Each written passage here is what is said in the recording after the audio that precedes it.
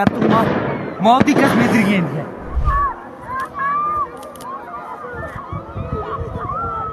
ಅಂದರೆ ಇದು ಭಾರತದ ಮೇಲೆ ನಡೆಸಿದ ದಾಳಿ ಆದ್ರೂ ಹಿಂದೂಗಳನ್ನೇ ಆರಿಸಿ ಯಾಕೆ ಕೊಂದರು, ಧಾರ್ಮಿಕ ವಿಭಜನೆಯನ್ನು ತರಬೇಕು ಅಂತಾನೆ ಇದನ್ನು ಮಾಡಿದ್ರು. ಇದನ್ನ ಮಾಡಿದವರು ಮತ್ತು ಇದಕ್ಕೆ ಪ್ರತ್ಯಕ್ಷವಾಗಿ ಅಥವಾ ಪರೋಕ್ಷವಾಗಿ ಸಹಾಯ ಮಾಡಿರೋ ಯಾರೇ ಇದ್ದರೂ ಅವರನ್ನು ಪತ್ತೆ ಹಚ್ಚಬೇಕು ಮತ್ತು ಅವರಿಗೆ ಶಿಕ್ಷೆ ಆಗಬೇಕು. ಭಾರತದಲ್ಲಾದರೂ ಈ ದೇಶದ ಸರ್ಕಾರಕ್ಕೆ ಒಂದು ಸೈನ್ಯ ಇದೆ, ಆದರೆ ಪಾಕಿಸ್ತಾನದಲ್ಲಿ ಸೈನ್ಯಕ್ಕೆ ಒಂದು ದೇಶ ಇದೆ. ಸೆಕ್ಯೂರಿಟಿ ಲ್ಯಾಬ್ಸ್ ಇರಲಿ ಏನೇ ಇರಲಿ, ಒಬ್ಬರು ಸೈನಿಕರು ಕೂಡ ಇಲ್ಲದೆ ಇದ್ರು ಯಾರಿಗೂ ಯಾರನ್ನು ಕೊಲ್ಲೋ ಹಕ್ಕಿಲ್ಲ. ಕೊಲ್ಲೋ ಉದ್ದೇಶದಿಂದಲೇ ಒಳಗೆ ಬಂದಂಥವ್ರು ಅವರು ಶಿಕ್ಷೆಗೆ ಮಾತ್ರ ಅರ್ಹರು. ಧರ್ಮದ ಹೆಸರಿನಲ್ಲಿ ಬಂದೂಕು ಹಿಡ್ಕೊಂಡಿರೋರು ದೇಶ ಆಳಿದ್ರೆ ಏನಾಗ್ಬೋದು ಅನ್ನೋದಕ್ಕೆ ಒಂದು ಉದಾಹರಣೆ ಪಾಕಿಸ್ತಾನ. ಸ್ನೇಹಿತರೆ ನಮಸ್ಕಾರ. ಭಯೋತ್ಪಾದಕರನ್ನ ವಿರೋಧಿಸೋ ಹಾಗೆ ನಟಿಸ್ತಾ ಭಯೋತ್ಪಾದಕರ ಜೊತೆಗೇನೆ ಕೈ ಜೋಡಿಸೋ ಕೆಲಸವನ್ನ ನಾವು ಯಾವತ್ತೂ ಮಾಡಬಾರ್ದು. ಆದರೆ ಅಂಥದ್ದು ಈ ದೇಶದಲ್ಲಿ ಇವತ್ತು ನಡೀತಾ ಇದೆ. ಹೌದು, ನಾನು ಪಹಲ್ಗಾಮ್ನಲ್ಲಿ ನಡೆದಂಥ 26 ಜನರ ಹೇಯವಾದಂಥ ಹತ್ಯೆಯ ಬಗ್ಗೆ ಮಾತಾಡ್ತಾ ಇದ್ದೀನಿ. ಇಲ್ಲಿ ಭಯೋತ್ಪಾದಕರನ್ನ ವಿರೋಧಿಸೋ ಹಾಗೆ ತೋರುವಂಥ ಹಲವರು ಅವರ ಭಯೋತ್ಪಾದಕರ ಉದ್ದೇಶವೇ ಸಫಲ ಆಗೋ ರೀತಿಯಲ್ಲಿ ಮಾಡ್ತಾ ಇದ್ದಾರೆ. ಹಾಗಾಗಿನೇ ಕಳೆದ ಒಂದು ವಾರದಲ್ಲಿ ಈ ದೇಶದಲ್ಲಿ 2 ದೊಡ್ಡ ದುರಂತಗಳು ನಡೆದಿದೆ. ಬರೀ ವಾದಕ್ಕೋಸ್ಕರ ಈ ಮಾತಾಡ್ತಾ ಇಲ್ಲ, ನಿಮ್ಮ ಮುಂದೆ ಈ ವಿಡಿಯೋದಲ್ಲಿ ಹಲವಾರು ಸಾಕ್ಷ್ಯಾಧಾರಗಳನ್ನು ಇಡ್ತಾ ಇದ್ದೀನಿ. ದಯವಿಟ್ಟು ತಾವು ಇದನ್ನು ನೋಡಿ ತೀರ್ಮಾನಿಸಿ. ಪಹಲ್ಗಾಮ್ನಲ್ಲಿ 26 ಜನ, ಅವರಲ್ಲಿ 25 ಜನ ಪ್ರವಾಸಿಗರು ಮತ್ತು ಒಬ್ಬಾತ ಭಯೋತ್ಪಾದಕರ ದಾಳಿಗೆ ಪ್ರತಿರೋಧ ಒಡ್ಡಲು ಹೋದಂಥ ಆದಿಲ್. ಇವರನ್ನು ಹತ್ಯೆ ಮಾಡಿದವರು ಯಾರು, ಅವರ ಉದ್ದೇಶ ಏನಾಗಿತ್ತು? ಹತ್ಯೆ ಮಾಡಿದವರು ಯಾರು ಅಂತ ಖಚಿತವಾಗಿ ಗೊತ್ತಿಲ್ಲ, ಆದರೆ ಉದ್ದೇಶ ಸ್ಪಷ್ಟ ಇದೆ. ಯಾರು ಹತ್ಯೆ ಮಾಡಿದ್ರು ಅಂತ ಗೊತ್ತಾಗದೇ ಇದ್ರು ಈ ಕೊಲೆಗಡಕರಿಗೆ ಪಾಕಿಸ್ತಾನ ಸರ್ಕಾರದ ಅಥವಾ ಪಾಕಿಸ್ತಾನದ ಸೇನೆ ಅಥವಾ ISIನ ಬೆಂಬಲ ಇದೆ ಅಂತ ನಂಬೋದಕ್ಕೆ ಸಾಕಷ್ಟು ಕಾರಣ ಇದೆ. ಪಾಕಿಸ್ತಾನ ತಾನು ಇಂಥ ಕೃತ್ಯ ಮಾಡಿಲ್ಲ ಅಂತ ಹೇಳ್ಕೊಳ್ತಾ ಇದೆ, ಆದರೂ ದೊಡ್ಡ ದೊಡ್ಡ ದೇಶಗಳ ಸರ್ಕಾರಗಳು ಅಥವಾ ಸರ್ಕಾರದ ಒಳಗಿರುವಂಥ ಕೆಲವು ಏಜೆನ್ಸಿಗಳು ಇನ್ನೊಂದು ದೇಶದಲ್ಲಿ ಇಂತಹ ಭಯೋತ್ಪಾದಕ ಅಮಾನವೀಯ ಹೇಯ ಕೃತ್ಯಗಳಿಗೆ ಬೆಂಬಲ ಕೊಡೋದು ನಿಜ. ಕೊಂದವರ ಉದ್ದೇಶ ಏನಾಗಿರ್ಬೋದು? ಅವರ ಉದ್ದೇಶ ಭಾರತದಲ್ಲಿ ಧರ್ಮದ ಆಧಾರದಲ್ಲಿ ವಿಭಜನೆ ತರೋದು.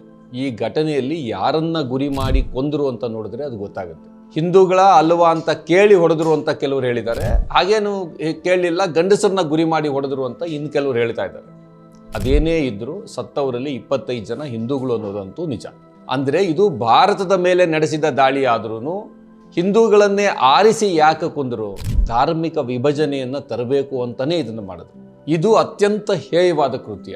ಕೊಂದವರು ಮನುಷ್ಯರಲ್ಲ, ಇದನ್ನು ಮಾಡಿದವರು ಮತ್ತು ಇದಕ್ಕೆ ಪ್ರತ್ಯಕ್ಷವಾಗಿ ಅಥವಾ ಪರೋಕ್ಷವಾಗಿ ಸಹಾಯ ಮಾಡಿರೋ ಯಾರೇ ಇದ್ದರೂ ಅವರನ್ನು ಪತ್ತೆ ಹಚ್ಚಬೇಕು ಮತ್ತು ಅವರಿಗೆ ಶಿಕ್ಷೆ ಆಗಬೇಕು. ಆದರೆ ಇದನ್ನು ಯಾವ ರೀತಿ ನಿಭಾಯಿಸಬೇಕು ಅನ್ನೋದನ್ನು ನಾವು ತೀರ್ಮಾನ ಮಾಡೋಕ್ಕಾಗಲ್ಲ. ನಮ್ಮ ದೇಶದ ಸರ್ಕಾರ, ಡಿಪ್ಲೊಮ್ಯಾಟ್ಗಳು, ಭದ್ರತಾ ಪಡೆಗಳು ಸೇರಿ ಏನು ನಿರ್ಧಾರ ಮಾಡ್ತಾರೋ ಅದನ್ನು ನಾವು ಬೆಂಬಲಿಸಬೇಕು. ಕೆಲವು ಸರಿ ಸರ್ಕಾರ ಇದರ ಮೇಲೆ ಒಂದು ಮಿಲಿಟರಿ ಆ್ಯಕ್ಷನ್ ಥರದ್ದಾಗಬೇಕು ಅಂತ ತೀರ್ಮಾನ ಮಾಡುತ್ತೆ, ಕೆಲವು ಸರಿ ಇದನ್ನು ಡಿಪ್ಲೊಮ್ಯಾಟಿಕ್ ಆ್ಯಕ್ಷನ್ ಆಗಬೇಕು, ಅಂತಾರಾಷ್ಟ್ರೀಯ ವೇದಿಕೆಗಳಿಗೆ ಇದನ್ನು ತೆಗೆದುಕೊಂಡು ಹೋಗಬೇಕು. ಯಾವ ದೇಶ ನಮ್ಮ ದೇಶದಲ್ಲಿ ಈ ರೀತಿಯಾದಂಥ ಹತ್ಯಾಕಾಂಡ ಮಾಡೋದಕ್ಕೆ ಪ್ರಚೋದನೆ ಕೊಟ್ಟಿದೆ ಮತ್ತು ಸಹಾಯ ಮಾಡಿದೆಯೋ ಅವರನ್ನು ಐಸೋಲೇಟ್ ಮಾಡಬೇಕು, ನಿಧಾನಕ್ಕೆ ಇಂಥದ್ದು ಆಗದೇ ಇರೋಂಗೆ ನೋಡಬೇಕು ಮತ್ತು ಯಾರು ಮಾಡಿದಾರೋ ಅವ್ರಿಗೆ ಶಿಕ್ಷೆ ಆಗಬೇಕು ಅಂತ ಮಾಡೋದಕ್ಕೆ ಸರ್ಕಾರದ ಹತ್ರ ಬೇರೆ ಬೇರೆ ರೀತಿಯಾದಂಥ ಯೋಜನೆಗಳು ಇರೋದಕ್ಕೆ ಸಾಧ್ಯ. ಏನಾಯಿತು ಅನ್ನೋದ್ರ ಬಗ್ಗೆ ಪೂರ್ಣ ಸತ್ಯ ನಮಗೆ ಗೊತ್ತಿಲ್ಲದೆ ಇರುವಂಥ ಸಂದರ್ಭದಲ್ಲಿ 26 ಜನ ದೇಶದ ನಾಗರಿಕರು ಹತ್ಯೆ ಆಗಿರುವಂಥ ಈ ಹೊತ್ತಲ್ಲಿ ನಮ್ಮ ದೇಶದ ಸರ್ಕಾರ ತೆಗೆದುಕೊಳ್ಳುವಂಥ ತೀರ್ಮಾನವನ್ನು ಬೆಂಬಲಿಸೋದು ನಮ್ಮ ಕರ್ತವ್ಯ. ಕೆಲವರು ಭದ್ರತಾ ವೈಫಲ್ಯದ ಬಗ್ಗೆ ಮಾತಾಡ್ತಾ ಇದ್ದಾರೆ. ಸೌತ್ ಏಷ್ಯಾ ಟೆರರಿಸಂ ಪೋರ್ಟಲ್ ನಡೆಸುವಂಥ ಸಂಘರ್ಷ ನಿರ್ವಹಣೆ ಕೇಂದ್ರ ಅಂತ ಒಂದಿದೆ, ಅದರ ಅಜಯ್ ಸಾನಿ ಅವರು ಇದು ಕೇವಲ ಗುಪ್ತಚರ ಇಲಾಖೆಯ ವೈಫಲ್ಯ ಅಲ್ಲ, ಇದು ಮೋದಿ ಸರ್ಕಾರದ ರಾಜಕೀಯ ವೈಫಲ್ಯ ಮತ್ತು ಅವರು ಇಲ್ಲಿವರೆಗೆ ಏನನ್ನ ಕೊಚ್ಚಿಕೊಂಡು ಬಂದಿದ್ದರೋ ಕಾಶ್ಮೀರದಲ್ಲಿ ಶಾಂತಿ ನೆಲೆಸಿದೆ ಇತ್ಯಾದಿ ಅದರ ವೈಫಲ್ಯ ಅಂತ ಹೇಳಿದ್ದಾರೆ. ಇಂಥ ಇನ್ನೂ ಎಷ್ಟೋ ಪ್ರಶ್ನೆಗಳನ್ನು ನರೇಂದ್ರ ಮೋದಿ ಸರ್ಕಾರದ ವಿರುದ್ಧ ಹಲವಾರು ಜನ ಎತ್ತಿದ್ದಾರೆ.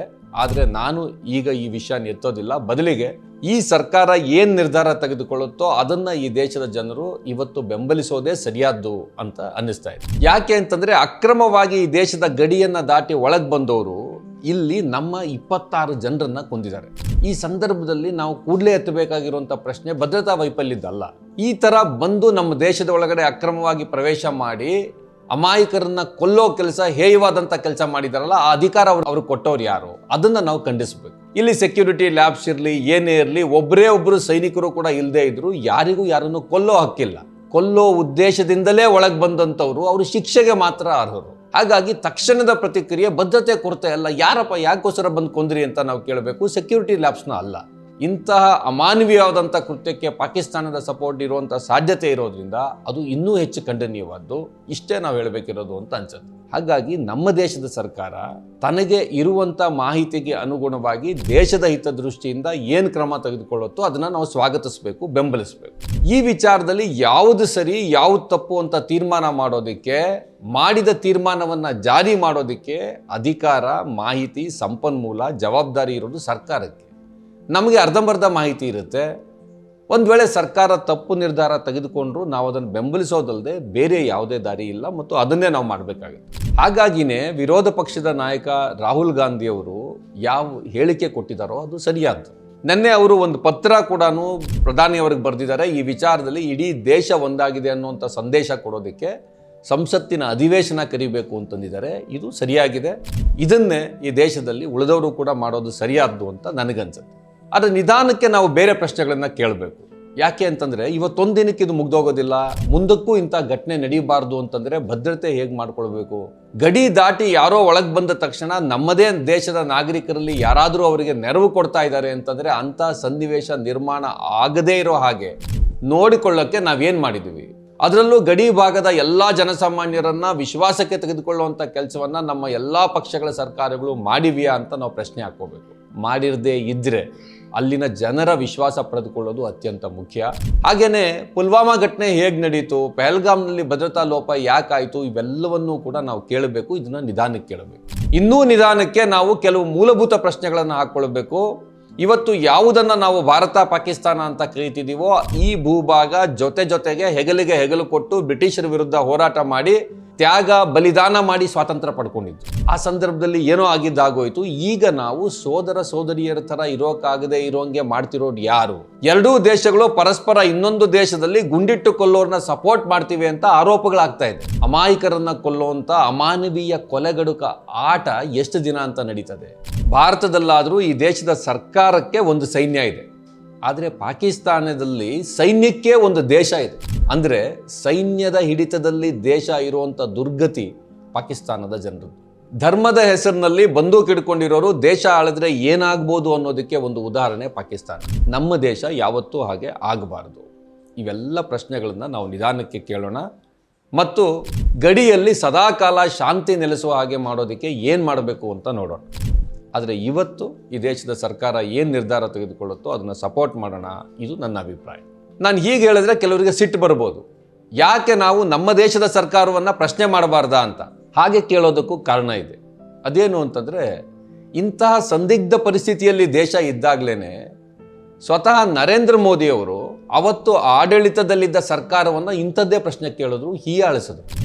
आपका सामर्थ्य है तो मुझे जवाब दीजिए, ये जो आतंकवादी हैं, ये नक्सलवादी हैं, उनके पास शस्त्र और बारूद कहां से आता है? वो तो विदेश की धरती से आता है और सीमाएं संपूर्ण रूप से आपके कब्जे में है। जो आपके कब्जे में है उसको तो संभालो और जो विदेश से बारूद आता है, शस्त्र आते हैं, आतंकवादियों के पास पहुंच जाते, उसको तो रोको। ಜವಾಬ್ ನಹೀ ಹೈ. ಈ ವಿಡಿಯೋಗಳಲ್ಲಿ ಅವ್ರು ಮಾತಾಡೋದು ನೀವು ನೋಡಿದಿರಿ.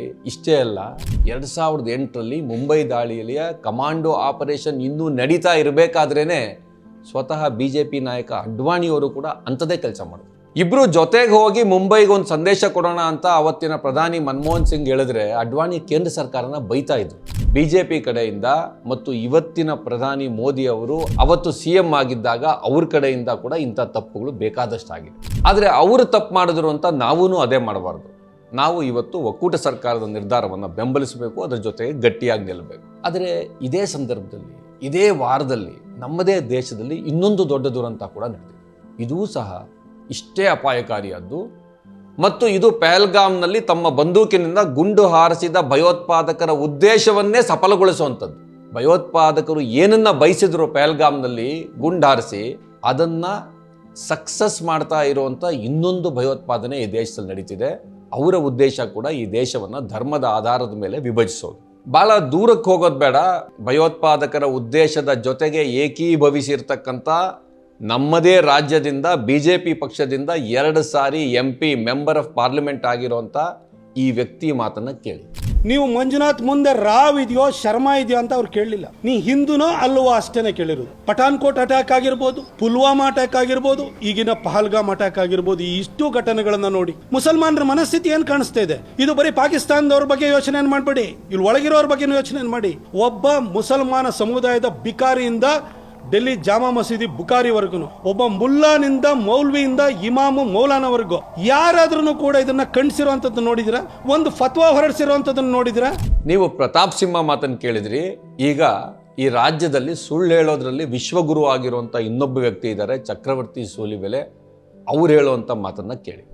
ಅದು ಸರಿ ಹೋಗುವಂಥ ಜಾಗ ಅಲ್ಲ ಅಂತ ಅನೇಕ ಬಾರಿ ನನಗೆ ಅನ್ಸುತ್ತೆ. ವಿಶೇಷವಾಗಿ ಕಾಶ್ಮೀರ ಮುಸಲ್ಮಾನರು ನಂಬಿಕೆಗೆ ಯೋಗ್ಯರಲ್ಲ ಅಂತ. ಈ ಇಬ್ಬರು ಕಳೆದ 1 ವಾರದಲ್ಲಿ ಈ ದೇಶದಲ್ಲಿ ನಡೆದಿರ್ತಕ್ಕಂಥ ಇನ್ನೊಂದು ದೊಡ್ಡ ದುರಂತದ ಸಣ್ಣ ಸ್ಯಾಂಪಲ್ ಅಷ್ಟೇ. ಇದಕ್ಕಿಂತ ಸಾವಿರಾರು ಪಟ್ಟು, ಲಕ್ಷಾಂತರ ಪಟ್ಟು ಮಾತುಗಳು, ಬೆಳವಣಿಗೆಗಳು ಈ ವಾರದಲ್ಲಿ ದೇಶದಲ್ಲಿ ನಡೆದಿದೆ. ಇದರ ಬಗ್ಗೆ ಪೂರ್ತಿ ಸಾಕ್ಷ್ಯಾಧಾರದ ಜೊತೆಗೆ ನಾನು ಮಾತಾಡ್ತಾ ಇದ್ದೀನಿ. ದಯವಿಟ್ಟು ತಾವು ಕೂಡ ಪರಿಶೀಲಿಸಿ. ಪಹಲ್ಗಾಮ್ನಲ್ಲಿ ಆ ಘಟನೆ ನಡೆದ ಒಂದಷ್ಟು ಹೊತ್ತಿನ ನಂತರ ಇಡೀ ಲೋಕಕ್ಕೆ ಅದು ಗೊತ್ತಾಯಿತು. ಆದರೆ ಘಟನೆ ನಡೀತಿದ್ದ ಅದೇ ಕ್ಷಣದಲ್ಲಿ ಈ ಮುಸ್ಲಿಮರು ಏನು ಮಾಡ್ತಾ ಇದ್ರು? ಯಾವ ಮುಸ್ಲಿಮರು? ಚಕ್ರವರ್ತಿ ಸೂಲಿಬೆಲೆ ಮತ್ತು ಪ್ರತಾಪ್ ಸಿಂಹ ಆರೋಪಿಸ್ತಾ ಇರ್ತಕ್ಕಂಥ ಮುಸ್ಲಿಮರು ಆ ಘಟನೆ ನಡೀತಿದ್ದ ಆ ಸಂದರ್ಭದಲ್ಲಿ ಏನು ಮಾಡ್ತಾ ಇದ್ರು? ಅವರಲ್ಲಿ ಆದಿಲ್ ಅನ್ನುವಂಥ ಒಬ್ಬ ಮುಸ್ಲಿಂ ಭಯೋತ್ಪಾದಕರ ಜೊತೆಗೆ ಸಂಘರ್ಷಕ್ಕೆ ಬಿದ್ದಿದ್ದ ಮತ್ತು ಆ ಕಾರಣಕ್ಕೇನೆ ಪ್ರಾಣ ಕಳ್ಕೊಂಡ. खाली इंसानों पे अटैक नहीं हुआ, खाली इंसान नहीं मरे। आज कश्मीर की हमारी मर गई, हमारी इसने आज लीलाम होगी। जिस किसी ने भी किया ये नहीं करना चाहिए. ಇದು ಆತನ ತಾಯಿ. ಆಕೆ ತನ್ನ ಮಗನಿಗಾಗಿ ಮಾತ್ರ ರೋಧಿಸ್ತಾ ಇಲ್ಲ, ಅಲ್ಲಿ ಸತ್ತ ಎಲ್ಲರಿಗಾಗಿ ಅಳ್ತಾ ಇದ್ದಾಳೆ. ಆತನ ಮಗ ಹಿಂದೂಗಳ ಮಾರಣ ಹೋಮ ನಡಿಬಾರದು ಅಂತ ಹೋರಾಡಿ ತನ್ನ ಪ್ರಾಣವನ್ನೇ ಕೊಟ್ಟ ಆದಿಲ್ಲೊಬ್ಬ ಮುಸ್ಲಿಂ. ಈತನ ನೋಡಿ, ಈತನ ಹೆಸರು ಸಜದ್ ಅಹಮದ್ ಭಟ್. ತಂದೆ ಕಳೆದುಕೊಂಡ ಮಗನ ಒಬ್ಬನನ್ನ ರಕ್ಷಿಸೋದಕ್ಕೆ ಅವನನ್ನ ಎತ್ತಿಕೊಂಡು ಈತ ಓಡಿರೋಂಥ ವಿಡಿಯೋನ ನೀವು ನೋಡಿರ್ತೀರಿ. ಈತ ಅದೇ ಪಹಲ್ಗಾಮ್ನಲ್ಲಿ ಕಾಶ್ಮೀರಿ ಶಾಲು ಮಾಡ್ತಾನೆ. ಇಂಥ ಕಥೆಗಳು ಒಂದಲ್ಲ, ಎರಡಲ್ಲ, ನೂರಾರಿದೆ. ಇದನ್ನ ನಾವು ಹೇಳೋದು ಬೇಡ, ಅಲ್ಲಿನ ಟೂರಿಸ್ಟರು ಅವ್ರ ಬಾಯಲ್ಲೇ ಕೇಳಿ. ಈಕೆ ಮಾತಾಡ್ತಾ ಇರೋದು ಕಾಶ್ಮೀರದಲ್ಲ, ಕೇರಳದಲ್ಲಿ ಈಕೆಯ ತಂದೆ ರಾಮಚಂದ್ರ ಅಲ್ಲಿ ಹತ್ಯೆಗೀಡಾದರು. ಕಾಶ್ಮೀರಿ ಮುಸ್ಲಿಮರು ತಮ್ಮನ್ನು ಹೇಗೆ ಕಾಪಾಡಿದ್ರು ಅಂತ ಅವ್ರ ಮಗಳು ಹೇಳ್ತಾಳೆ. ಆಕೆ ಹೇಳ್ತಾಳೆ, ನನ್ನ ತಂದೆಯನ್ನು ಕಳ್ಕೊಂಡೆ, ಆದರೆ ಕಾಶ್ಮೀರದಲ್ಲಿ ನನಗೆ 2 ಸೋದರರು ಸಿಕ್ಕಿದ್ರು ಅಂತ ಹೇಳ್ತಾಳೆ. എൻ്റെ കൂടെ ആ പാവ മുസാഫിർ എന്ന് പറഞ്ഞ driver, Kashmiri driver and another driver mister Sameer, അവർ രണ്ടുപേരും എന്നെ എൻ്റെ അനിയനും ചേട്ടനും കൊണ്ട് നടക്കണ പോലെ ഒരു അനിയത്തിയെ പോലെ കൂടെ നടന്ന്. ഞാൻ പറയുകയാണെങ്കിൽ കശ്മീരിൽ പോയി എനിക്ക് 2 ബ്രദേഴ്സിനെ കിട്ടിയെന്നാണ് ഞാൻ ഇന്നലെ അവരോട് എയർപോർട്ടിൽ വെച്ച് ബൈ പറഞ്ഞപ്പോൾ. ಮುಂಬೈಯಿಂದ ಬಂದಿರುವಂಥ ಇನ್ನೊಬ್ಬರು ಟೂರಿಸ್ಟು ಅವ್ರ ಮಾತನ್ನು ಕೇಳಿ. जब ये 22 तारीख से हुआ है ना, तब से कश्मीरी लोग हर टूरिस्ट के पीछे एकदम स्ट्रांगली खड़े हैं. भारत देश में किधर भी जाओ हम फ्री में छोड़ेंगे. हमारे होटल्स वालों ने तो लंच डिनर सब फ्री रखा, आपको होटल से में रहना है. और कश्मीरी लोग जो है बहुत अच्छे हैं. ಇಷ್ಟೇ ಅಲ್ಲ, ನೀವೇನಾದ್ರು ಕಾಶ್ಮೀರ ಪ್ರವಾಸಕ್ಕೆ ಹೋಗಿದ್ರೆ BJP ಅವರೇ ಆಗಿದ್ರು ಕೂಡ ನೀವು ಒಳ್ಳೆ ಮಾತುಗಳನ್ನೇ ಆಡ್ತೀರಿ ಕಾಶ್ಮೀರದವ್ರ ಬಗ್ಗೆ. ಇಲ್ಲಿ ನೋಡಿ, ಈತನ ಹೆಸರು ಅರವಿಂದ್ ಎಸ್ ಅಗರ್ವಾಲ್. ಈತ BJP ಮತ್ತು RSS ಎರಡೂ ಸಹ. ಈ ಅರವಿಂದ್ ಅಗರ್ವಾಲ್ ಕಾಶ್ಮೀರದ ಮುಸ್ಲಿಮರಿಗೆ ಕೃತಜ್ಞತೆ ಸಲ್ಲಿಸ್ತಾರೆ. ಯಾಕೆಂದ್ರೆ ಆತ ಸ್ವತಃ ಕಾಶ್ಮೀರಕ್ಕೆ ಹೋಗಿ ಬಂದಿದ್ರು. ತನ್ನ ಪ್ರಾಣವನ್ನ ಒತ್ತೆ ಇಟ್ಟು ನಮ್ಮ ಜೀವ ಉಳಿಸಿದ ನಜಾಕತ್ ಬಾಯಿಯ ಋಣವನ್ನ ಎಂದೂ ತೀರಿಸಲಾಗದು ಅಂತ ಆತ ಫೇಸ್ಬುಕ್ ಅಲ್ಲಿ ಬರ್ಕೊಂಡಿದ್ದಾರೆ. ಇನ್ನು ಇವರು ಗುಜರಾತ್ನವರು. ಕಾಶ್ಮೀರದ ಜನ ಬಹಳ ಒಳ್ಳೆಯವರು, ನಮಗೆ ಊಟ ಕೊಟ್ಟು ಉಚಿತವಾಗಿ ವಾಪಸ್ ಹೋಗೋದಕ್ಕೆ ಎಲ್ಲ ಅನುಕೂಲ ಮಾಡಿಕೊಟ್ರು. ಅಷ್ಟೇ ಅಲ್ಲ, ಹಣ ಬೇಕಾ ನಿಮ್ಗೆ ಅಂತ ಕೂಡ ಕೇಳಿದ್ರು ಅಂತ ಈಕೆ ಹೇಳ್ತಾ ಇದ್ದಾರೆ. वो कश्मीरी लोग बोलता है हमारे घर पे आओ, पैसा चाहिए तो हम देंगे, खाना हमको यहाँ खाना बना भी दिया, और वो बोले आपको पैसा चाहिए हम आपको मुफ्त में गुजरात पहुँचाएंगे, एक पैसा भी नहीं लगेगा, गाड़ी भी हम कर देंगे. कश्मीरी लोग ऐसा बोले. ಇವರು ಪೂನಾದವರು. ಕಾಶ್ಮೀರದ ಮುಸ್ಲಿಮರು ಈ ಕ್ಲಿಷ್ಟ ಕಾಲದಲ್ಲಿ ತಮಗೆ ಹೇಗೆ ಸಹಾಯ ಮಾಡಿದ್ರು ಅಂತ ಇವರು ಮಾತಾಡ್ತಾ ಇದ್ದಾರೆ. अनेक जवळजवळ 60 ते 65% पर्यटक इथं अडकलेले आहेत. कालचा हल्ला झाल्यानंतर आणि बातमी आल्यानंतर सगळे प्रचंड घाबरलेले आहेत. मला प्रशासनाला एवढंच सांगायचं की कृपया इथनं विमानाची सोय तातडीने करावी. आमच्यासोबत एक टुरिस्ट इथले आहेत. ಇನ್ನು ಕರ್ನಾಟಕದಿಂದ ಹೋಗಿದ್ದಂಥ ಟೂರಿಸ್ಟ್ಗಳು ಕೂಡ ಏನು ಮಾತಾಡಿದ್ರು ಅಂತ ನೀವು ಕೇಳಿರ್ಬೋದು. ಕೇಳಿಲ್ದೇ ಇದ್ರೆ ಇಲ್ಲಿ ದಯವಿಟ್ಟು ಕೇಳಿ. ನಮ್ಮ ಜೊತೆ ಡ್ರೈವರ್ ಇದ್ದಿದ್ದು ಮುದಾಸಿರ್ ಅಂತ. I must say Kashmiri locals ಅವರು ತುಂಬಾ ಹೆಲ್ಪ್ ಮಾಡಿದ್ದಾರೆ. ಸೊ ಅವ್ರು ಅಂದಿದ್ದು ಒಂದು ಸ್ಟೇಟ್ಮೆಂಟ್ ಏನಂದ್ರೆ, ನನ್ಗೇನೇ ಆಗ್ಲಿ ನಿಮ್ಗೇನು ಆಗಲ್ಲ sir, your safety is my responsibility. ಇದು ನಮ್ಮ ಪಕ್ಕದ ಆಂಧ್ರದ ಮಹಿಳೆ. ಆಕೆಯ గండನ್ನು ಕೂಡ ಹತ್ಯೆ ಮಾಡಲಾಗಿದೆ. ఆకే ఏం ಹೇಳ್ತಿದ್ದಾರೆ ಅಂತ ನೋಡಿ. మమ్మల్ని కాల్చింది అడిగినప్పుడు క్వశ్చన్ అడిగింది ముస్లిమ్సే గాని మేము ఇక్కడ వరకు వచ్చి మమ్మల్ని హెల్ప్ చేసింది కూడా ముస్లిమ్స్. కాశ్మీర్ లో మాకు డ్రైవర్ హెల్ప్ చేసింది ముస్లిమ్స్, పోనీ రైడర్స్ ముస్లిమ్సే. I don't generalize all Muslims. Kashmir airport లో మాకు హెల్ప్ చేసిందంతా ముస్లిమ్సే. ಇಂತಹ 1-2 ಕಥೆಗಳಿಲ್ಲ, ನೂರಾರು ಕಥೆಗಳಿವೆ, ಬಹುಶಃ ಸಾವಿರಾರು ಕಥೆಗಳಿರ್ಬೋದು. ಇಲ್ಲಿಯವರೆಗೆ ಕಾಶ್ಮೀರಿಗಳ ಬಗ್ಗೆ ನೆಗೆಟಿವ್ ಆಗಿ ಮಾತಾಡಿದ ಟೂರಿಸ್ಟ್ಗಳ ಒಂದೇ ಒಂದು ವಿಡಿಯೋ ಕೂಡ ಸಿಕ್ಕಿಲ್ಲ. ಅವರು ಕಾಶ್ಮೀರದಲ್ಲಿ ಮಾತ್ರ ಅಲ್ಲ, ವಾಪಸ್ ತಮ್ಮ ಊರುಗಳಿಗೆ ಬಂದ ಮೇಲೂ ಕೂಡ ಅವ್ರ ಬಗ್ಗೆ ಮೆಚ್ಚುಗೆ ಮಾತಾಡಿದ್ದಾರೆ. ಆದರೂ ಮುಸ್ಲಿಮರ ಜೊತೆಗೆ ಬದುಕೋಕ್ಕಾಗಲ್ಲ, ಒಬ್ಬನೇ ಒಬ್ಬ ಮುಸ್ಲಿಮನು ಇದನ್ನು ಖಂಡಿಸಿಲ್ಲ ಅಂತ ಹೇಳೋರು ಹೊಟ್ಟೆಗೆ ಏನು ತಿಂತಾರೆ ಅಂತ ನೋಡೋ ಅಗತ್ಯ ಇಲ್ಲ, ನಮ್ಗೆ ಗೊತ್ತಿದೆ. ಇದೆಲ್ಲ ನೋಡಿದ ಮೇಲೂ ಕೂಡ ಕೆಲವರು ಏನು ಹೇಳ್ತಾರೆ ಅಂದರೆ, ಇವರೆಲ್ಲ ಕಾಶ್ಮೀರದಲ್ಲಿ ಪ್ರವಾಸೋದ್ಯಮದಿಂದ ಹೊಟ್ಟೆ ಹೊರ್ಕೊಳ್ಳೋರು, ಹಾಗಾಗಿ ಅಷ್ಟೆಲ್ಲ ಚೆನ್ನಾಗಿ ನಡ್ಕೊಂಡಿದ್ದಾರೆ, ಅದು ಬಿಟ್ಟರೆ ಅವ್ರಿಗೆ ಬೇರೆ ಏನು ಮಾನವೀಯತೆ ಅಂತ ಇರಲಿಲ್ಲ ಅಂತಲೂ ಹೇಳಿದ್ದಾರೆ. ಇರ್ಬೋದು, ಆದರೆ ಅದರ ಬಗ್ಗೆ ಈ ವಯಸ್ಸಾದ ಮುದುಕ ಏನು ಹೇಳ್ತಾರೆ ನೋಡಿ. क्या बताएं, जब हम वो वीडियो देखते हैं उस बच्ची का जो 6 दिन पहले जिसकी शादी हुई और उसके पति के सराहने रोती है, हमारे ऊपर आसमान गिर पड़ता है. हम उसी बेटी को कहते हैं तुम्हारे माता पिता से ज्यादा हमें तकलीफ है तुम्हारी हालत होने से. हम खुदा से दुआ करते हैं. ಕೇವಲ 6 ದಿನಗಳ ಹಿಂದೆ ಮದುವೆಯಾಗಿದ್ದ ಈ ಮಗಳು ತನ್ನ ಮೃತ ಗಂಡನ ಪಕ್ಕ ಕೂತು ಅಳ್ತಾ ಇರುವಂಥ ಈ ದೃಶ್ಯ ನೋಡಿ ನಮ್ಮ ಮೆದೆ ಒಡೆದೋಯ್ತು, ಆಕಾಶನೇ ಒಡೆದೋಯ್ತು ಅಂತ ಆತ ಹೇಳ್ತಾ ಇದ್ದಾನೆ. ನಾವು ಮನುಷ್ಯತ್ವಕ್ಕಾಗಿ ಹೇಳ್ತಾ ಇದ್ದೀವಿ, ನಮ್ಮ ವ್ಯಾಪಾರ ಹೋಗುತ್ತೆ ಅಂತ ಅಲ್ಲ ಅಂತ ಆತ ರೋಧಿಸ್ತಾ ಇದ್ದಾನೆ. ಆದಿಲ್ನ ತಾಯಿ ಸಹ ಈ ನವವಧುವಿನ ವಿಚಾರನ ಪ್ರಸ್ತಾಪಿಸ್ತಾರೆ. ಇದು ಮನುಷ್ಯತ್ವದ ಮೇಲೆ ನಡೆದ ದಾಳಿ, ಕಾಶ್ಮೀರಿಯತ್ ಮೇಲೆ ನಡೆದಂಥ ದಾಳಿ ಅನ್ನೋದು ಕಾಶ್ಮೀರದಲ್ಲಿ ಇದುವರೆಗೆ ಮಾತಾಡಿರುವ, ನಾವು ನೋಡಿರುವ ವಿಡಿಯೋಗಳಲ್ಲಿರೋ ಪ್ರತಿಯೊಬ್ಬರ ಅನಿಸಿಕೆ ಆಗಿದೆ. ಆದರೆ ಈ ಪ್ರತಾಪ್ ಸಿಂಹ ಮತ್ತು ಚಕ್ರವರ್ತಿ ಸೂಲಿಬೆಲೆ ತರದವ್ರು ಏನು ಮಾತಾಡ್ತಿದ್ದಾರೆ, ಇವರು ಇಲ್ಲಿ ಈ ಥರ ಮಾತಾಡ್ತಾ ಇರಬೇಕಾದ್ರೆ, ಅಂದರೆ ಹತ್ಯೆ ನಡೆದ ಮಾರನೇ ದಿನ ಕಾಶ್ಮೀರದಲ್ಲಿ ಅಲ್ಲಿನ ಜನ ಮುಸ್ಲಿಮರು ಏನು ಮಾಡ್ತಾ ಇದ್ರು ಗೊತ್ತಾ? ಇಡೀ ಕಾಶ್ಮೀರ ಈ ಹತ್ಯೆಯನ್ನು ಖಂಡಿಸಿ ಬಂದ್ ಮಾಡಿತ್ತು. ಈ ಬಂದ್ಗೆ ಬೆಂಬಲ ಕೊಟ್ಟಿರೋದ್ರಲ್ಲಿ ಕಾಶ್ಮೀರದ ವ್ಯಾಪಾರಸ್ಥರಿದ್ರು, ಸಾಮಾನ್ಯ ಜನ ಇದ್ರು, ವಿರೋಧ ಪಕ್ಷಗಳಿದ್ರು, ಆಡಳಿತ ಪಕ್ಷ ಕೂಡ ಇತ್ತು. ಅಲ್ಲಿಗೆ ಈ ಪ್ರತಾಪ್ ಸಿಂಹ ರೀತಿ ಜನ ಕ್ಯಾಮ್ರಾ ಹಿಡ್ಕೊಂಡು ಹೋಗಿದ್ರು. ಅವ್ರನ್ನೇ ಈ ದೇಶದಲ್ಲಿ ಗೋಧಿ ಮೀಡಿಯಾ ಅನ್ನೋದು. ಅವರು ಹಿಂದೂ ಮುಸ್ಲಿಂ ಬಾಯಿ ಅನ್ನುವಂಥ ಘೋಷಣೆ ಕೇಳಿ ಬಂದರೆ ಮಾತ್ರ ಕ್ಯಾಮ್ರಾ ಆಫ್ ಮಾಡ್ತಿದ್ರು. ಅಲ್ಲಿನ ಜನಕ್ಕೆ ಸಿಟ್ಟು ಬಂದಿತ್ತು. ಅವರು ಈ ಗೋಧಿ ಮೀಡಿಯಾ ವಿರುದ್ಧ ಕೂಡ ಘೋಷಣೆ ಕೂಗಿದ್ರು. ಅವರು ಏನು ಹೇಳ್ತಾರೆ ಅನ್ನೋದನ್ನ ನೋಡೋಣ. उन्होंने वहां से क्या किया? हम बोल रहे थे मतलब अमन से रहना चाहिए, ये वहां से उनको इशारा कर रहे हैं कैमरा बंद कीजिए. उन्होंने वहां पे लाइव कट किया और जैसे हमने बात खत्म की वो बोल रहा है चलो फिर से कीजिए. ये सरासर गलत है. मैं 100 किलोमीटर काट के आया इधर जज करने के लिए. फिर से आवाज आई, फिर से आवाज आई. ನಾವು ಹಿಂದೂ ಮತ್ತು ಮುಸ್ಲಿಮರ ಮಧ್ಯೆ ಸೋದರತೆ ಇರಬೇಕು, ಶಾಂತಿ ಇರಬೇಕು ಅಂತ ಹೇಳ್ತಾ ಇದ್ರೆ, ಈ ಗೋಧಿ ಮೀಡಿಯಾಗಳು ನಮ್ಮ ಮುಂದೆನೆ ಇಲ್ಲೇನೆ ನಮ್ಮ ವಿರುದ್ಧವೇ ಸುಳ್ಳು ಸುದ್ದಿ ಹಬ್ಬಿಸ್ತಾ ಇದ್ದಾರೆ. ಈ ಗೋಧಿ ಮೀಡಿಯಾಕ್ಕೆ ಧಿಕ್ಕಾರ ಅಂತ ಕಾಶ್ಮೀರಿ ಮುಸ್ಲಿಮರು ಹೇಳ್ತಾ ಇದ್ದಾರೆ. ಇದು ಮಾರನೇ ದಿನ ಅಂದರೆ ಬುಧವಾರ ಅಲ್ಲಿ ನಡೆದಂಥ ವಿದ್ಯಮಾನ. ಅಂದರೆ ಒಂದು ವಿಚಾರ ಸ್ಪಷ್ಟ ಆಗ್ತಾ ಇದೆ, ಕಾಶ್ಮೀರದಲ್ಲಿ ಕೊಂದಂಥ ಭಯೋತ್ಪಾದಕರು ಮತ್ತು ಇಡೀ ದೇಶದಲ್ಲಿ ಕೊಲೆಗಳನ್ನು ಬಯಸುವ ಭಯೋತ್ಪಾದಕರ ಪರ ಕೆಲವರು ನಿಂತಿದ್ದಾರೆ. ಆದರೆ ಕಾಶ್ಮೀರನೂ ಸೇರಿದಂತೆ ಇಡೀ ದೇಶದ ಜನ ಅದನ್ನು ಅರ್ಥ ಮಾಡ್ಕೊಳ್ತಾ ತಿರುಗಿ ಬೀಳ್ತಾ ಇದ್ದಾರೆ. ಹಾಗಾಗಿನೇ ಕಾಶ್ಮೀರಕ್ಕೆ ಪ್ರವಾಸಕ್ಕೆ ಅಂತ ಹೋಗಿ ಅಲ್ಲಿನ ಪರಿಸ್ಥಿತಿಯನ್ನು ಖುದ್ದು ನೋಡಿದ ಪ್ರತಿಯೊಬ್ಬರು, ಅವರು BJPಯವರು ಕೂಡ ಇರ್ಬೋದು, ಅವರು ಕಾಶ್ಮೀರಿ ಜನರನ್ನ ಹೊಗಳ್ತಾ ಇದ್ದಾರೆ. ಅವರಲ್ಲಿ ಹಲವರು ಸರ್ಕಾರನ ಭದ್ರತಾ ಲೋಪನ ಸಿಕ್ಕಾಬಟ್ಟೆ ಬೈತಾ ಇದ್ದಾರೆ. ಕೆಲವು ಮಕ್ಕಳು ಮಾತಾಡಿರೋ ವಿಡಿಯೋಗಳನ್ನು ನೀವು ನೋಡಿರ್ಬೋದು, ಸರ್ಕಾರನ ಬೈತಾ ಇರೋದು. ಇರಲಿ, ಅದು ಅವ್ರ ಹೊಟ್ಟೆ ಸಂಕಟ, ಮನೇಲಿ ಯಾರನ್ನೋ ಕಳ್ಕೊಂಡಿದ್ದಾರೆ. ಅಂಥ ಸಂದರ್ಭದಲ್ಲಿ ಅವರು ಸರ್ಕಾರನ ಬೈದರೆ ಕೇಳಿಸ್ಕೋಬೇಕು, ಅವ್ರಿಗೆ ತಿರುಗಿಸಿ ಹೇಳೋಕ್ಕಾಗಲ್ಲ, ಹೇಳಬಾರ್ದು. ಆದರೆ ಗಮನಿಸಿ, ಅಂಥ ಹೊಟ್ಟೆ ಸಂಕಟದ ಸಂದರ್ಭದಲ್ಲೂ ಇವರು ಯಾರು ಕಾಶ್ಮೀರಿಗಳ ಕುರಿತು, ಮುಸ್ಲಿಮರ ಕುರಿತು ಒಂದೇ ಒಂದು ಕೆಟ್ಟ ಮಾತಾಡಿಲ್ಲ. ಎಂಥ ಮಾನವೀಯ ವಿದ್ಯಮಾನ ಇದು ಅಂತ ನಾವು ನೋಡಬೇಕು. ಆದರೆ ಈ ದೇಶದಲ್ಲಿ ಕೆಲವರು ಅಮಾನವೀಯ ಜನ ಇದ್ದಾರೆ. ಅವರು ಕಾಶ್ಮೀರಿಗಳನ್ನು ಕೂತ ಕಡೆ ಬೈಕೊಂಡು, ಮುಸ್ಲಿಮರನ್ನು ಬೈಕೊಂಡು ತಮ್ಮ ಮನಸ್ಸಿನಲ್ಲಿರುವಂಥ ಹೊಲಸನ್ನು, ಕೇಡನ್ನು ಪ್ರದರ್ಶಿಸ್ತಾ ಇದ್ರು. ಇರಲಿ, ಅವ್ರು ಏನಾದರೂ ಮಾಡ್ಕೊಂಡು ಹೋಗಲಿ.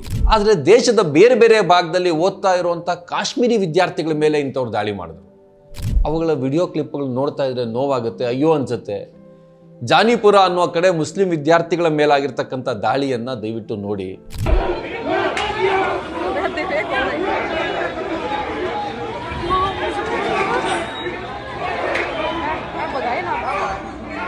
ಇಲ್ಲಿ ನೋಡಿ, ಚಂಡೀಗಢದಲ್ಲಿ ಓದ್ತಾ ಇರುವಂಥ ಈ ಹೆಣ್ಣು ಮಗಳು ಹೊರಗೋಗುವಂಥ ಪರಿಸ್ಥಿತಿ ಇಲ್ಲ. ಹಿಂದಿನ ದಿನದಿಂದ ನಾನು ಊಟ ಮಾಡಿಲ್ಲ. ಚಂಡೀಗಢದ ಒಬ್ಬ ಕ್ಯಾಬ್ ಡ್ರೈವರ್ ಕಾಶ್ಮೀರಿ ಪ್ರಯಾಣಿಕರ ಮೇಲೆ ಹಲ್ಲೆ ಮಾಡಿ ಅವ್ರನ್ನ ಕಾರಿಂದ ಹೊರಗೆ ಹಾಕ್ದ ಅಂತ ಈಕೆ ಮಾತಾಡ್ತಾ ಇದ್ದಾರೆ. हम अभी कश्मीरी स्टूडेंट्स हैं जो अभी चंडीगढ़ में हैं, हमारे साथ बहुत ज्यादा टॉर्चर किया जा रहा है, हमें बहुत ज्यादा डराया जा रहा है, बहुत ज्यादा हम डरे हुए हैं.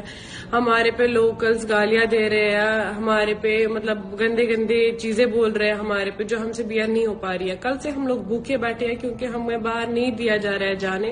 ಇದೆಲ್ಲ ನಡೀತಾ ಇರಬೇಕಾದ್ರೆ ಕಾಶ್ಮೀರದಲ್ಲಿ ಏನು ಮಾಡ್ತಾ ಇದ್ರು, ಇಲ್ಲಿಂದ ಹೋದಂಥ ಪ್ರವಾಸಿಗರಿಗೆ ಉಚಿತವಾಗಿ ಊಟ ಕೊಟ್ಟರು, ಮನೆಯಲ್ಲಿ ಇರಿಸ್ಕೊಂಡ್ರು, ಉಚಿತವಾಗಿ ಏರ್ಪೋರ್ಟಿಗೆ ಬಿಟ್ಟರು. ಹಣ ಬೇಕಾ ಅಂತ ಕಾಶ್ಮೀರದ ಜನ ಕೇಳಿದ್ರು. ಇಲ್ಲೇನು ಮಾಡಿದ್ವಿ? ಇಲ್ಲಿ ನೋಡಿ, ಈತ ಉತ್ತರಾಖಂಡದ ಹಿಂದೂ ರಕ್ಷಾ ದಳದ ಲಲಿತ್ ಶರ್ಮಾ. ಆತ ಹೇಳ್ತಾನೆ, ನಾಳೆಯಿಂದ ನಮ್ಮ ಟೀಮ್ಗಳು ರೌಂಡ್ಸ್ ಹೋಗ್ತವೆ, ಕಾಶ್ಮೀರಿ ಮುಸ್ಲಿಮರ ಜೊತೆಗೆ ನಮ್ಗೆ ಹೆಂಗ್ ನಡ್ಕೋಬೇಕು ಅಂತ ಗೊತ್ತು, ಹಂಗ್ ನಡ್ಕೊಳ್ತೀವಿ ಅಂತ ಈತ ಹೇಳ್ತಾ ಇದ್ದ. हिंदू रक्षा दल उत्तराखंड ने ये घोषणा की है कि कल से अगर कोई मुसलमान, शुरुआत हम देहरादून से करेंगे, कोई मुसलमान कश्मीरी हमें देहरादून में मिला तो हम उसका इलाज अवश्य करेंगे. कल 10 बजे से हिंदू रक्षा दल की टीम अपने अपने घरों से निकलेगी और कहीं भी कश्मीरी मुसलमान मिलता है उसका इलाज करेगी. ಯಾವ ಹಿಂದೂಗಳನ್ನ ರಕ್ಷಣೆ ಮಾಡ್ತೀಯಪ್ಪ ನೀನು? ನಿನಗೂ ಹಿಂದೂ ಧರ್ಮಕ್ಕೂ ಏನಪ್ಪ ಸಂಬಂಧ? ಅಸಲಿಗೆ ಇದು ಧರ್ಮ ಹೇಗೆ ಅಂತ ಆತನ ಯಾರಾದ್ರೂ ಕೇಳಬೇಕು. ಉತ್ತರಾಖಂಡದಲ್ಲಿ ಕೇಳದೇ ಇದ್ರೆ ನಾವಾದರೂ ಇದನ್ನು ಕೇಳೋಣ. ಇನ್ನೂ ಹೋಗ್ಲಿ ಅಂದ್ರೆ ಇಲ್ಲಿ ನೋಡಿ, ಇದು ಸಾವಿರಾರು ಡಾಕ್ಟರ್ಗಳಿರುವಂಥ ಗುಂಪು. ಇದರಲ್ಲಿ ಮುಸ್ಲಿಮರನ್ನ ಟಾರ್ಗೆಟ್ ಮಾಡಿ ವಿಷ ಕಾಡ್ತಾ ಇದ್ದಾರೆ. ಆ ಗ್ರೂಪ್ನಲ್ಲಿ ಮುಸ್ಲಿಂ ಡಾಕ್ಟರ್ಸು ಇದ್ದಾರೆ, ವಿದ್ಯಾರ್ಥಿಗಳಿದ್ದಾರೆ. ಆದರೆ ಇಲ್ಲಿ ಒಂದು ಕಮ್ಯುನಿಟಿಯನ್ನ ಟಾರ್ಗೆಟ್ ಮಾಡಿ ವೈದ್ಯರು ಮಾತಾಡ್ತಾ ಇದ್ದಾರೆ. ಇಲ್ಲೊಬ್ಬ ಧರ್ಮರಕ್ಷಕ ಇದ್ದಾನೆ ನೋಡಿ. ಯಾವ ಧರ್ಮ ಅಂತ ಕೇಳಬೇಡಿ, ಯಾಕಂದ್ರೆ ಆತ ನಮ್ಮ ಧರ್ಮದವನಂತೂ ಅಲ್ಲ. ಆತ ಮಾರ್ಕೆಟ್ಗೆ ಹೋಗಿ ಮುಸ್ಲಿಂ ಹೆಸರಿನವ್ರನ್ನ ಟಾರ್ಗೆಟ್ ಮಾಡೋದಕ್ಕೆ ಪ್ರಯತ್ನ ಮಾಡ್ತಾ ಇದ್ದಾನೆ.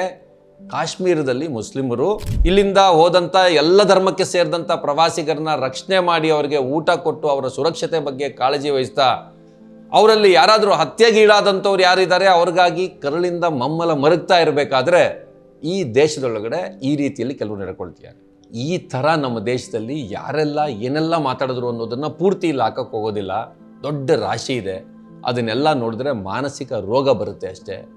ಆದರೆ ಇದೇ ಸಂದರ್ಭದಲ್ಲಿ ಇಡೀ ದೇಶದಲ್ಲಿ ಬಹುಸಂಖ್ಯಾತ ಜನ ಈ ಥರ ನಡ್ಕೊಳ್ಳಿಲ್ಲ. ಇದನ್ನು ನಡ್ಕೊಂಡವರು ಕೆಲವರು ಮಾತ್ರ. ಆದರೆ ಅವರು ಅದನ್ನು ವ್ಯಾಪಕವಾಗಿ ಮಾಡಿದ್ರು. ಇದನ್ನು ಕೂಡ ನಾವು ಮನಸ್ಸಲ್ಲಿ ಇಟ್ಕೊಳ್ಳೋಣ. ಇಷ್ಟೇ ಅಲ್ಲ, ಅಲ್ಲಿ ಸತ್ತಂಥವ್ರ ಬಗ್ಗೆ ನಾವು ನೋಡಿದಾಗ ಈ ಟಿ ವಿ ಚಾನಲ್ನವರು, ಈ ಆಳ್ತಾ ಇರತಕ್ಕಂಥ ಪಕ್ಷದವರು, ಸ್ವಯಂ ಘೋಷಿತ ಧರ್ಮರಕ್ಷಕರು ಆ ಆದಿಲ್ ಬಗ್ಗೆ ಮಾತಾಡಲಿಲ್ವಲ್ಲಪ್ಪ. ತನ್ನ ಪ್ರಾಣನೇ ಕೊಟ್ಟ ಆತ, ಭಾರತೀಯರನ್ನ ರಕ್ಷಿಸಲಿಕ್ಕೆ ಹುತಾತ್ಮನಾದಂಥ ಭಾರತೀಯ ಅಲ್ವಾ ಆತ? ಇಲ್ಲ, ಆತನ ಬಗ್ಗೆಯೂ ಕಾಶ್ಮೀರದವರೇ ಮಾತಾಡಬೇಕಾ? ಆದಿಲ್ ಹುಸೇನ್ ಶಾ ಒಬ್ಬ ಕೂಲಿ ಕಾರ್ಮಿಕ.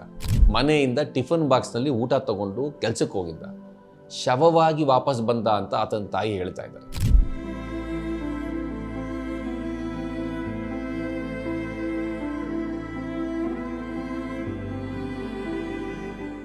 ಇದೇ ವರದಿಯಲ್ಲಿ ಪ್ರವಾಸಿಗರ ಮೇಲೆ ಕಡೇ ಬಾರಿ ಇಲ್ಲಿ ದಾಳಿಯಾಗಿದ್ದು 2000ನೇ ಇಸ್ವಿನಲ್ಲಿ ತಾವು ಸೇಫ್ ಅಂತ ಜನ ತಿಳ್ಕೊಂಡಿದ್ರು.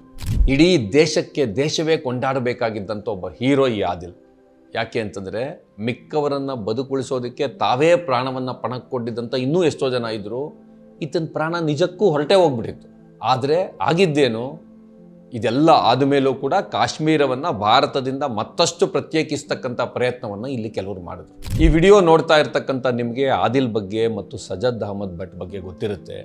ಆದರೆ ನಿಮಗೆ ಗೊತ್ತಿಲ್ಲದೆ ಇರುವಂಥ ಒಂದು ಮಾಹಿತಿಯನ್ನು ಇಲ್ಲಿ ಕೊಡ್ತೀನಿ. ದಯವಿಟ್ಟು ಇದನ್ನು ಪರಿಶೀಲಿಸಿ.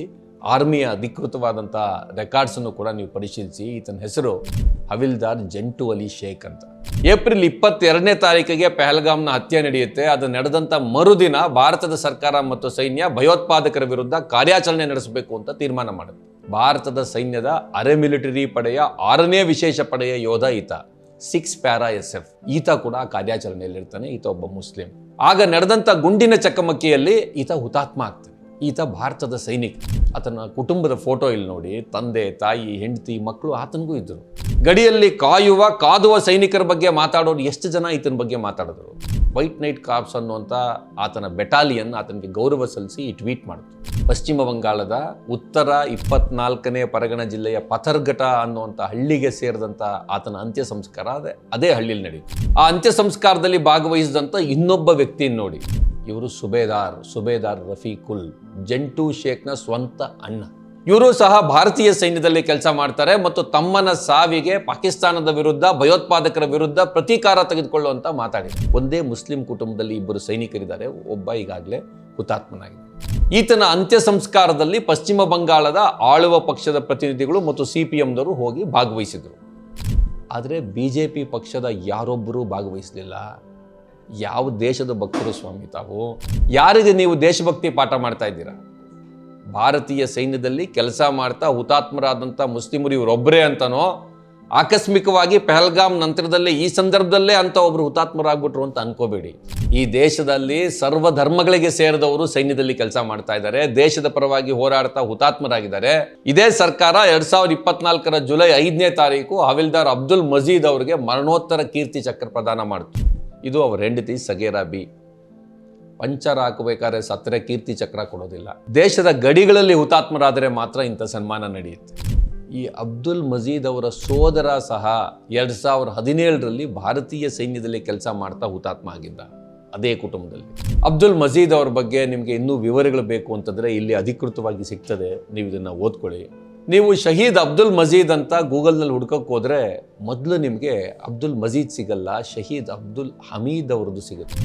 ಯಾಕಂದರೆ ಈ ಅಬ್ದುಲ್ ಹಮೀದ್ 1965ರ ಭಾರತ ಪಾಕಿಸ್ತಾನ ಯುದ್ಧದಲ್ಲಿ ಅಪಾರವಾದಂಥ ಪರಾಕ್ರಮ ತೋರಿ ಯುದ್ಧದಲ್ಲಿ ತೀರಿಕೊಂಡಿದ್ದಕ್ಕೆ ಆತನಿಗೆ ಪರಮವೀರ ಚಕ್ರ ಪ್ರಶಸ್ತಿಯನ್ನು ಕೊಡಲಾಗಿತ್ತು. ಪರಮವೀರ ಚಕ್ರ ನಮ್ಮ ಸೈನ್ಯದಲ್ಲಿ ಕೊಡ್ತಕ್ಕಂಥ ಅತ್ಯುನ್ನತವಾದಂಥ ಪ್ರಶಸ್ತಿ. ಆ ಪ್ರಶಸ್ತಿ ಸ್ವೀಕರಿಸಿದಂಥ ಅವ್ರ ಹೆಂಡತಿ ರಸೂಲನ್ ಬೀಬಿ ಅವರನ್ನು ನರೇಂದ್ರ ಮೋದಿ ಅವರು ಕೂಡ ಪ್ರಧಾನಮಂತ್ರಿ ಆಗೋದಕ್ಕೆ ಹಿಂದಿನ ವರ್ಷ ಭೇಟಿಯಾಗಿದ್ದರು. ಬೇಕಿದ್ರೆ ನರೇಂದ್ರ ಮೋದಿ ಅವರ ಹೆಸರಲ್ಲೇ ಒಂದು ವೆಬ್ಸೈಟ್ ಇದೆ, ಆ ವೆಬ್ಸೈಟಲ್ಲಿ ರಸೂಲನ್ ಬೇಬಿ ಅವರ ಜೊತೆಗಿನ ಭೇಟಿಯ ಬಗ್ಗೆ ಒಂದು ದೀರ್ಘ ವರದಿ ಇದೆ ನೋಡಿ. ಅದು 2013 ನರೇಂದ್ರ ಮೋದಿ ಅವರು ವಿಕಾಸ್ ಬಗ್ಗೆ ಮಾತಾಡ್ತಾ ಇದ್ದ ಸಂದರ್ಭ. ವಿಕಾಸ್ ಅಂದರೆ ಯಾರೋ ಸೈನಿಕ ಅಂತ ಅನ್ಕೋಬಿಡಿ, ಅಂದರೆ ಅಭಿವೃದ್ಧಿ ಬಗ್ಗೆ. ಆಗ ಮುಸ್ಲಿಮರು ಪಂಚರ್ ಹಾಕೋರು ಅಷ್ಟೇ ಅಂತ ಮಾತಾಡೋಕ್ಕೆ ಇನ್ನೂ ಶುರು ಹಚ್ಕೊಂಡಿರಲಿಲ್ಲ. ಇದೆಲ್ಲ ನೋಡಿದ್ರೆ ಏನನ್ಸುತ್ತೆ? ಇದೆಲ್ಲ ನೋಡಿದ್ರೆ ಅನ್ಸುತ್ತೆ ಈ ದೇಶದಲ್ಲಿ ಹಿಂದೂಗಳು ಸತ್ತರೆ, ಅದರಲ್ಲೂ ಹಿಂದೂಗಳನ್ನು ಮುಸ್ಲಿಮರು ಕೊಂದರೆ ಕೆಲವರಿಗೆ ಅಲ್ಲಿ ಓಟುಗಳು ಕಾಣಿಸುತ್ತಾ ಅನ್ನುವಂಥ ಪ್ರಶ್ನೆ ಉದ್ಭವಿಸುತ್ತೆ. ಖುಷಿ ಆಗುತ್ತಾ ಅವರಿಗೆ? ಈತ ಈ ದೇಶದ ಒಂದು ಹೆಸರಾಂತ ಚಾನೆಲ್ನ ಮಾಲೀಕ ಮತ್ತು ಆ್ಯಂಕರ್. ಪುಲ್ವಾಮಾ ಆದಾಗ ಈತನಿಗೆ ಸಂಭ್ರಮ ಆಗಿತ್ತು. ವಾಟ್ಸಾಪ್ನಲ್ಲಿ ಅದನ್ನು ಬೇರೆಯವ್ರ ಜೊತೆಗೆ ಖುಷಿಯಿಂದ ಹಂಚ್ಕೊಂಡಿದ್ದ. ಮುಂಬೈ ಪೊಲೀಸರು ಬೇರೆ ಒಂದು ಕೇಸ್ನಲ್ಲಿ, ಫೇಕ್ TRP ಕೇಸ್ನಲ್ಲಿ ಇದರ ಮೇಲೆ ರೈಡ್ ಮಾಡಿದಾಗ ಇದು ಸಿಕ್ಕಿ ಚಾರ್ಜ್ ಶೀಟ್ನಲ್ಲಿ ಈ ವಿವರಗಳನ್ನು ಬರೆದರು. ಈತ ಎಂಥ ನೀಚತನದಿಂದ ನಡೆದುಕೊಂಡಿದ್ದ ಅನ್ನೋ ವಿವರಗಳು ಆ ಚಾರ್ಜ್ ಶೀಟ್ನಲ್ಲಿದೆ. ಆಗ ಮಾತ್ರ ಆತ ಆ ರೀತಿಯಲ್ಲಿ ನಡ್ಕೊಂಡಿದ್ದ, ಈಗ ಬುದ್ಧಿ ಕಲ್ತಿದ್ದಾನೆ ಅಂತ ಅನ್ಕೋಬೇಡಿ. ಈ ಸರಿ ನೋಡಿ ಈ ವ್ಯಕ್ತಿ ಯಾವ ರೀತಿಯಲ್ಲಿ ಅರಚಿಕೊಂಡ ಅನ್ನೋದನ್ನ ನೋಡಿ.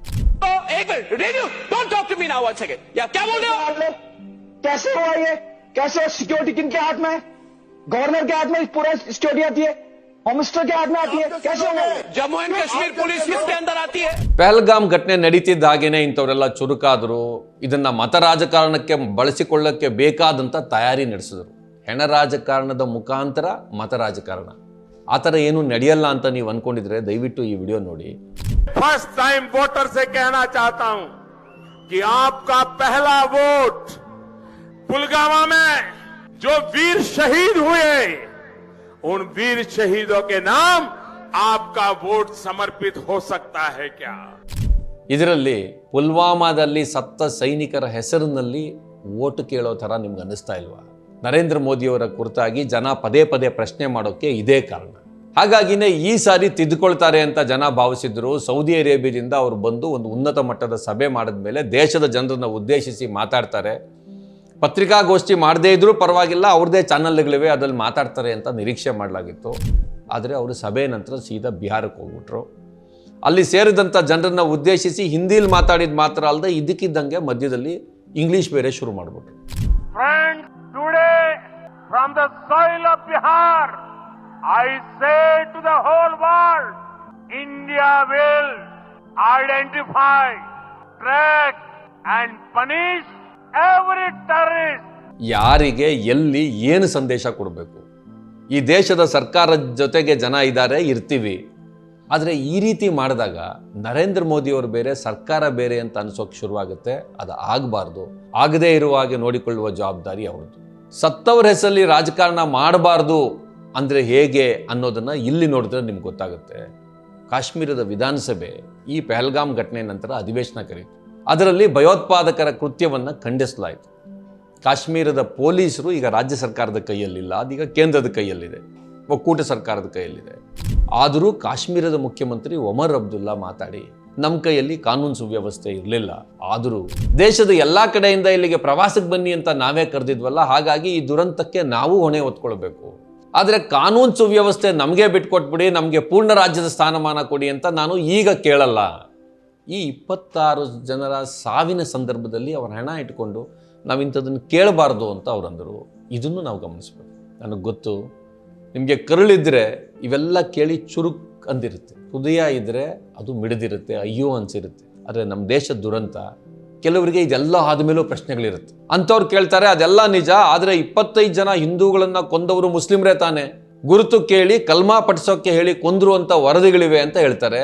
ಹೌದಪ್ಪ ಇದೆ, ಆದರೆ ಈ ರೀತಿಯಲ್ಲಿ ಗುರುತು ಕೇಳಿ ಜನರನ್ನ ಕೊಲ್ಲೋದು ಹೊಸದು ಅಂತ ಅನ್ಕೊಂಡಿದ್ದೀರಾ? 2020 ಫೆಬ್ರವರಿಯಲ್ಲಿ ಈಶಾನ್ಯ ಡೆಲ್ಲಿಲಿ ಗಲಭೆ ಆದಾಗ ಜೈ ಶ್ರೀರಾಮ್ ಹೇಳಿ ಅಂತ ಹೇಳಿ 9 ಜನ ಮುಸ್ಲಿಮರನ್ನ ಕೊಂದ್ರು. ದಯವಿಟ್ಟು ಹೌದಾ ಅಲ್ವಾ ಚೆಕ್ ಮಾಡಿ. ಜೂನ್ 2019ರಲ್ಲಿ ಜೈ ಶ್ರೀರಾಮ್ ಮತ್ತೆ ಜೈ ಹನುಮಾನ್ ಅಂತ ಹೇಳಿಲ್ಲ ಅಂತ ತಬ್ರೇಜ್ ಅನ್ಸಾರಿ ಅನ್ನೋ ವ್ಯಕ್ತಿಯನ್ನ ಜಾರ್ಖಂಡ್ನಲ್ಲಿ ಕೊಲೆ ಮಾಡಲಾಯಿತು.